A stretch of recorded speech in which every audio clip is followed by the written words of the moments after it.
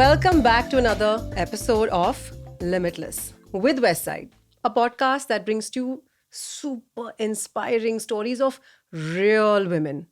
And for me, it doesn't get more real than this because today's guest started playing at 9 years old football, which is a sport actually that's known, of course, for men dominating it. And this little girl had a dream. She had a dream that got her to play for the state under 15. She made it to the Junior London Olympics and she started dreaming in the slums, which is an amazing initiative. I'm getting goosebumps, guys, because this girl had a dream and she made it big. She made a name for herself. And not only that, she is giving that inspiration to a lot of young, underprivileged girls out there. So much respect for you, Gulafsha Ansari. Thank you. Thank you so much for being here. Thank you. Seriously, when they said that you're coming to my podcast, I was really excited because people do dream, and of course nowadays it's very exciting to see on Instagram a lot of young girls saying, "Oh, we overcame this hurdle and that hurdle." But when I hear your story that in Dharavi, in a crowded slum, where it must have been pretty hard to really think of like making it big in football, and then you actually go and make that happen. That's incredible. So, I mean, first of all, as a 9-year-old, what was going through your mind, and how did that happen? So at 9 years old, it wasn't like my family wasn't that fortunate to put me in any academy or something. So there was an NGO. So just come and take the kids and then come back. So my mother told like, okay, let's do this because in my family is mostly Muslim culture. So to play football or to play any sports, it's a big thing. But my mother, she told like, okay, you can go. And my sister also can join there. So we both joined that football session. So it was like not only typical football, like how you learn in the academies and all, like you have to learn passing, technique, anything. But this was sports for development. It's a co-ed, like girls and boys mix. So we went together, we played games and all. But the situation over there was like 10 boys, but 3 girls. So you can imagine if you will get chance to play or no. So you were like always excluded. It's not like the coach is excluding you, but it's like the boys or the other teammates don't want you. So this happened, and I wasn't like football is the only sports introduced to me. I wasn't lucky enough to try any other multiple sports, but I'm happy that it was only one. So then, like this, it was on for like 1.5 year when I started playing football, learn football. Then I was just going there, standing or running little bit and coming back because I wasn't getting chance to play football or play a match. In game you can be part of it, but real football match the boys have to choose the team. So it's hard that they will And you choose lost your temper, I heard. No, I It didn't seemed lose that you my had to really fight for the ball. Yeah, I didn't lose my temper. It was like I'm not that girlish type of thing. Yeah. But that time I like why I should wait for my turn. Exactly. Can I just go inside and take the ball and little aggressive, not very much. Oh, Little why not? It's not a bad thing being aggressive. It's a Yeah, good thing, actually. yeah, on the field it's really good And thing. I think as a woman, sometimes you got to fight for your stuff. And that's not a bad thing because we have so much of years of that whole thing that only boys play football, only boys do this. And in your community, I'm sure that you've had to, especially in that space, you seem to have really fought for your space. And that's quite commendable. But did you like think ever that football would be your thing? Like, did you sort of grow up and somehow see kids play? And did you ever feel it, or just that it happened and then you're like, wow, I'm good at this? You can say it just happened and just God made the path in future. Like there was no distraction after that. It's like I have to work hard for that, but the path was really clear that where I'm heading. So it was only football, like team selection, then college. Then I also went to FIFA World Cup to Wow. play. That was my first trip. So first international trip where from an NGO only, they selected 4 girls, 4 boys, and there was a separate tournament like World Cup. 32 nations were participating, and there was a separate thing going on, fair play tournament where 32 NGOs from around the world will participate there, and the motive is to win the fair play cup, not by scoring many goals and all. Like imagine you have one team and I have one team, so we both will decide rules. Like I say when the ball goes out it's kick in, and you say no, it's throw in. So we agree on that, and later at the end of the match we are sitting again and we are asking, have my team played fair? So you say no, your team was fouling or cheating anything, then you don't give me that fair play point. And I say no, your team was fair, so I give you that fair play point. So that point will make you go ahead. Wow, So it's that's not the goal. incredible. And I heard after that you traveled, what, 13 countries? Yes. That's so cool. I mean, is it a very different vibe when you travel abroad? And how do you feel the international sports arena has treated you? How have they accepted you? How have they shown you love? So it's like in 2010, it was my first trip to FIFA. Then 2011, I got opportunity to attend a leadership camp, which was organized by Olympic football players from USA. So there, I have to choose a project what I can change in the community. So in 2011, I started a project like I was just a child, like 14 or 13 years old. But then I realized in my whole community, why I'm the only girl who's going and playing football or going out of my house. So like, no, this is something I need to work on. So then from US I came and then I started doing this community project where I'm telling the girls, please come and play, not football, but it's fun fitness or something. So it was like, if you're getting married tomorrow also, tomorrow, then come today, take feel of the ground so that you can tell your kids that, oh, I've been there one day, I was on the field. So like this, I started this as a project in 2011. Dreaming in the slum. It was just a project where I wanted to teach girls how to play. You wanted to pay it forward because Yeah, somebody started that with you and you wanted to sort of yes, get that into other girls. because this was a like when I was in leadership camp, so we have to choose a community project. What you are learning here, how you can give back to the society when you'll go back. We started that with 10 girls. And when I used to go college, high school, my mother I told my mother, can you help me with your friends and all? You can convince your friends to send their daughter to just once in a week. So like that, we started with 10 girls. Was it And easy getting them? it wasn't. And So I heard your mom helped out. yes. That's amazing. I mean, your mom sounds like an incredible woman. And she don't have any background of education, nothing. And we are from Bihar. Dad also, they came here to do to earn livelihood and all. But then this is completely different what is But today. for your mom to break all those stereotypes Hmm. with no sort of backing herself and having not had that in her generation, I just think that it's such a powerful thing to have someone like that behind you, like your mom, because, that sort of must have inculcated and given you that support. Yes. And it's so important to have that support. And did people join in when she sort of requested mums? Yeah, but like my mom, she only wanted us to study, get proper education, but I wanted to play. So, but I pursued both, and then my mom convinced their friend. But the only issue was like when she used to tell the friend, like mother, like can you send your daughter? So mother is like, "Ki, I need to ask father. Like I Hmm. cannot send her like that, and the ground was not that far. But in a like a Mhm. traditional setup, it's hard to break that, and have a dad say it's okay, to send your daughter because there is that fear. You know how it is. Like, I Yeah, mean, I perceive it like that. So, what yeah. do you think it was? It was like she has to like 16 or 18, she just have to go and like get married or something. Mm-hmm. But then what is the point of learning this? Mm. What is the point of exposing her body or anything on the field? What if someone will watch her playing? Most people think like football is all about you wear short pant and you show your legs and you wear jersey and all. So I said, if your daughter is coming in burqa or hijab or salwar kameez, everything is welcome.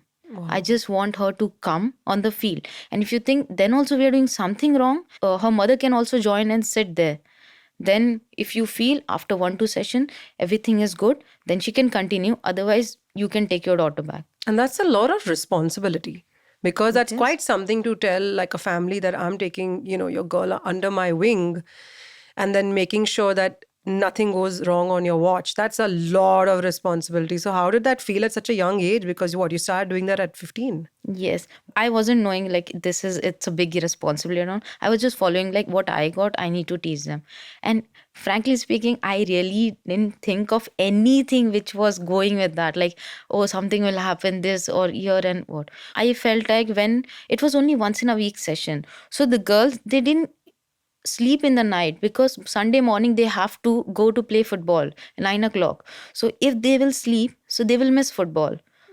So this is kind of a motivation which keep me going, like I need to continue this, not at a professional level, but these girls are looking for something like physical activity.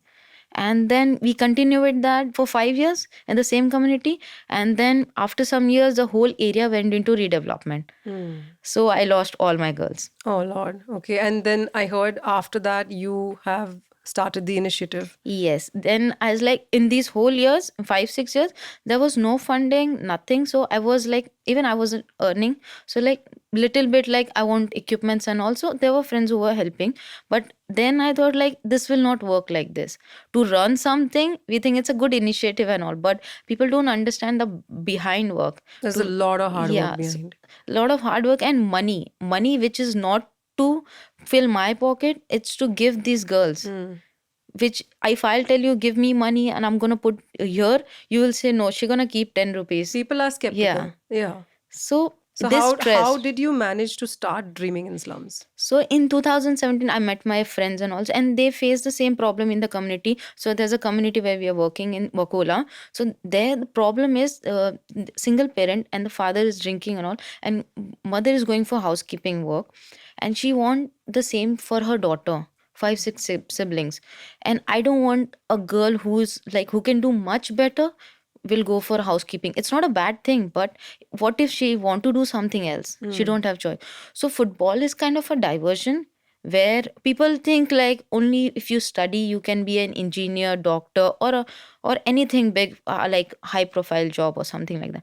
But nobody knows like if you earn or if you do some workshop and all, you can also The be a confidence. yeah, the Yeah. confidence, and you can also be a female football coach, female PE teacher, because we don't have in India. So a lot of women or females should pursue this sports field. So then only we can like, then your problem is solved. You want to play football, you want to earn money, and you're following your passion, and the money is coming in the bank. That's incredible because Yeah. you're giving a completely different thought process that someone's not even thought of. And again, I come back to the word inculcating that confidence again and again. That is such a big thing that girls need at that age, because direction is something that can change your life. And even the smallest, little thought in their brain that can turn into something massive. Now, you said this incredible thing before we started the podcast of the story of how one of the girls that you sort of coached, and today the fact that she's become a coach herself. I think that that's such an incredible story. Could you share a bit of that with us? So that girl, she started playing football with us, very introvert. Like if you'll ask her something, she'll take her sweet time to reply. And you need to be really patient with her. Like, but she learned how to play football. She made it to national team, and currently she's playing in the Super League. So in Mumbai, we have a Elite League and Super League, football league for women. And she's playing for Super League. And recently she did a football course also. And our one center, she managed everything, attendance and everything, and she's also conducting uh, sessions with the girls. So, and one more achievement she did is like, we also do leadership training. So in it's a US based organization, so they invited us to be part of that. So this girl, she went, we did only 4 years, so far 4 years. So she went first year as a kid, and today she's leading group of 10 girls, which is apart from football. They're not doing anything related to football. So this year they did a project where they were taking used clothes and making bags and giving to the needy who don't have bags. And this, they won this year also, the Wow, project. that's Yeah. how does that feel? My God, to just I'm like thinking to myself, man, I'm doing nothing with my life. I'm like, look at Gulafsha. Yes, this is incredible. This is true work on such a humane level. It's such amazing energy, right? Isn't it amazing that like you're taking something and then you're seeing it grow and grow and grow into something bigger and bigger? And it's such a giving back also to a society that sort of also put so much in you at 9 years old. I mean, I think that's just incredible. That's like, I can't tell you how blown my mind is. I'm like, list of things that I need to do after I get out of this podcast. You became a junior ambassador. This is another feat that I cannot even tell you how excited am I to say this. Junior ambassador at the London 2012 Olympics. Yeah. Oh my Lord. How did you get there? So I told you in 2020, 11 we started a project, community, and that project went online and I got 60,000 vote. Wow. And that online voting I won around the world. So that year ka winner, I was the winner for that year. And then 4 years back there were three other winners, so four people got chance to be a London junior ambassador. So it was all fancy. You got Yeah. to see, you got to see athlete playing and everything. It was really, and sitting next to the flame, it was like wonderful experience. I was too young to, How old were you in 2012? maybe 15, I think, Wow. 15 or That's 13. I don't have a picture, like I have only one picture, but it's too difficult to understand what was happening, what was the experience. But now when I sit and tell anybody, the other person is like, oh wow, that was a really good experience. Like, yeah, it was. I'm like, you're very humble about it Hmm. because, but I guess at 15, it must have been a lot also to take in. Yeah. I mean, I'm sure it was overwhelming because I can't even imagine, at such a young age, coming at such a high level. That's big stuff. Uh, Now, when did you start dreaming in the slums? At 2017, you 17, said. yes. And what I hear is that you started to also now put in, you have 100 girls, right? 100 and plus. Wow, that's Mm. that's amazing. And you've started also adding more things other than football, which is, you said, photography and other things. Could you tell us more Nutrition. about that? Nutrition. Yeah. So we have different programs in like in our NGO. It's like photography, because there my friend so who want to teach. Again, there are less female photographers. So Hmm. now, because of reels and everything, they want to do Reels, like, reels, reels. My yeah. God. So a lot of girls, they want to do reels, they want to do video and everything. So here we asked my friend to do a little workshop about what are the camera, like GoPro and everything like that. They saw it for the first time, and we don't give everything to them easily. We tell them to do a little research, and if you're interested, then only we can continue that program. So for that, they need to click picture wherever, like they're sitting somewhere, they need to click picture and they need to identify like what is a mistake in the picture, and the expert will guide them how to go forward with that. And again, one girl, she did a live event, she did photography, she got a chance to Amazing. do that. Wow. Yeah. But like, do you feel at some level inculcating these leadership skills comes Mhm. with a lot of effort? Do you feel like it's sometimes you're just like, wow, I mean, how did I get here and will I succeed? I'm sure you have moments where there was lack of funding. There, it must be still hard. Yes. And I know that's one of the hardest things because as much as we discuss this, I know a lot of people don't come forward. Hmm. How hard is that journey for you? Because it's something that you're doing purely to give back. Yeah, I have really good friends and team who are really working hard for this NGO. Like, I have team of 6 to 7 people. Voluntarily, they are working to make the community better. Every Sunday, they are on the field teaching the girls, and that is one thing what is motivating me to take it forward. So now, basically, what I handle, I only approach to sponsors and all. Please do something or give something good for these girls, and there are team who's working behind it. These are the motivation which keeps me going. And it's not me who's, earlier it was me who was on the field and teaching the girls, like oh, you need to learn this communication, and it's called life skill, we teach them through football. But now these girls are doing, and the success story like that. So I'm just making a pillar, like once, like I'll be not be young for many many years and all, and soon if like I'll be there to support them. But what if I find someone younger than me who has the same vision and mission for this NGO, then she can take it forward. So that's the That's thing. just, they need to make more people like you, seriously. Because this is the only way we can have that effect that it reaches more and more young girls out there who need this. And I'm sure there are many. What are the hurdles that you feel that, a young girl faces at the moment? Because when you're working with them, what are the things that you feel hold these young girls back?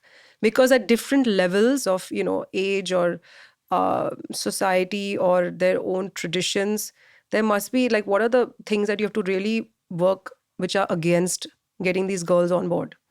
So first thing, like why I have succeeded now is like because my mother trusted me. That's one thing, is trust.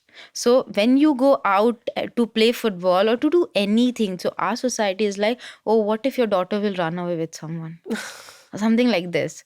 So my mother, like I told my mother only one thing: you keep trust and faith in me. I will not disappoint you. And I tell this to my girls also. You want to do something, you do it, you share with us. If you like someone, you share with us. Because I feel that the more you hold someone for not doing anything, they will do it.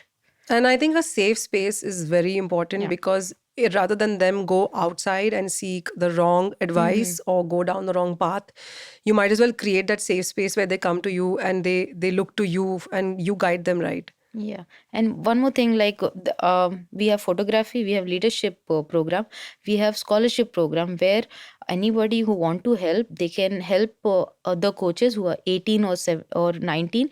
They can give money, and so that that girl can go for her education, like sports education or any football coaching license. And plus, we also teach them the program called My Health, My Right, where they are learning about menstruation, they are learning about domestic violence through a game. Mm. So it's not only theory we are teaching them. So most of the girls, they are shy about to talk about their periods, because we don't have that type of environment at home where we can easily go home and talk to my mother or something like, today I'm on my periods or something. But we are creating that space where she can open up and she can talk about it through a game. Mm. And we have seen the what you said, the difference. Like my friend who's running, like she's a trustee. When I used to ask her about, like, in that program we have about sex education also, so she cannot pronounce that word. And what I did, I made her the coach. I was like, you have to deliver this session with your girls, and I don't know how you're going to do it, you find your way. But at the end of a few weeks, she was able to pronounce it, and the girls were able to understand it and to understand the whole concept. So I just want to, like, if you want to teach something, you get that thing inside you. And no word is a taboo or anything if you don't know it correctly. You need to understand it. But it's hard because if you really think about it, especially in our society, Mm. um, of course, in the bigger cities now it's become cool to talk about these things. But if you really go in to the heart of India, these are all taboo topics, and there's a lot of work to be done. There's so much work to be done to sort of combat everything that has already been instilled in us as to the representation of women. I think in general overall needs to change, and I think you're absolutely changing it with, I mean, this is it's all small steps, I think, working towards a much bigger space. But that also comes, again, I come back to the word with belief Mhm. and confidence, which I feel that most women lack. And I'm sure a lot of listeners out there are like really wondering, how is this 9-year-old girl coming from, a community which is traditional, from Dharavi, which is a space which is not that easy to be in. How has this confidence come? I want you to share it with us because even I want to know. I mean, how do you get this energy to believe, to focus? Do you feel this? What drives you? Because I'm really would love to know. See, I just go step by step. Like, if you see about confidence and all, I started speaking English through my trips. In 2010, I wasn't that good. Action, I used to talk in action and all. 2011, again, thoda sa improvement. And 2012, like, thoda sa or improvement. But through my trips, I got better. So, like, I like to observe people. Like, today, you are sitting there. So, before that, I heard your name. I was very nervous. Like, how will I talk in front of you? Like, my English is not that great, but I like, how will I talk to you? And I was nervous because I'm thinking, my Hindi is really bad. If I start speaking in Hindi, Westside is going to come and be like, podcast cancelled. I was actually nervous. I was like, I actually told you, I'm like, listen, don't mind, but please, can you help me? Because I can't speak in Hindi properly. So we're both nervous here. But I'm listening to you and you're perfectly chilled, okay? You will like handle this podcast like a pro. Not only that, I think that it also shows how you have constantly evolved Mhm. and you're learning as a process. And again, I say this to everyone, if you just come from the start and say, I don't know something, and you're just going to give up, right? I think that is so the wrong attitude. The attitude is yours, which is, I have a long way to go. I'm a work in progress. I'm going to learn continuously on the job. And it's like a sponge. There's so much that needs to come in. I mean, I'm 44 years old and I'm telling you that I still don't think I know it all. I still think I need to learn better acting. I still work on my speech, and I still get madly inspired by stories like yours, Mhm. because it's what drives us, right? It drives us to be better. That being said, I have to end this podcast with one very, very intense question. Is there anything you want to go back to, starting with that young girl, that 9 year old you, till now, that you feel like, if you is there one thing you want to tell that young girl that maybe she was struggling with? I mean, is there anything that you're looking now today as this confident woman who has, dreaming in slums, who has, this podcast right now, sitting here and chatting with me, but I'm sure there's something you'd want to tell that 9 year old girl. Is there anything you'd like to tell your younger self? So I just want to tell one thing, like, just go for it. Don't stop yourself like this. What is the outcome of it? If you like something, convince your parents and go for it. Because if you'll not take that one step, you don't know what is waiting for you. So I took that step and everything is good now. It is. And Yeah. a lot of parents out there, if you're listening, uh, listen to your child, And I say this because we all have been built up, like we come from families which are kind of traditional. Like my dad, I remember telling business mein jao, or, you should be this, or like, can you become a doctor because your sisters are models? Can you be that one?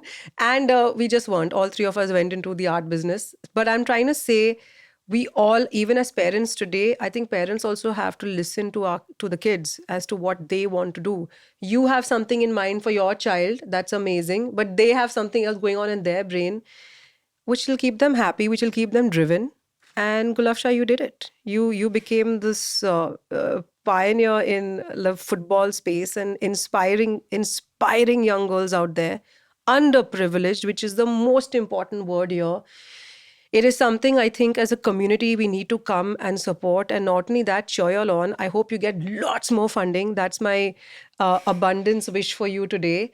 And, I hope you just keep rocking it. And thank you for being here. You're incredible. Till our next podcast, which is all about being limitless, I'll speak to you then.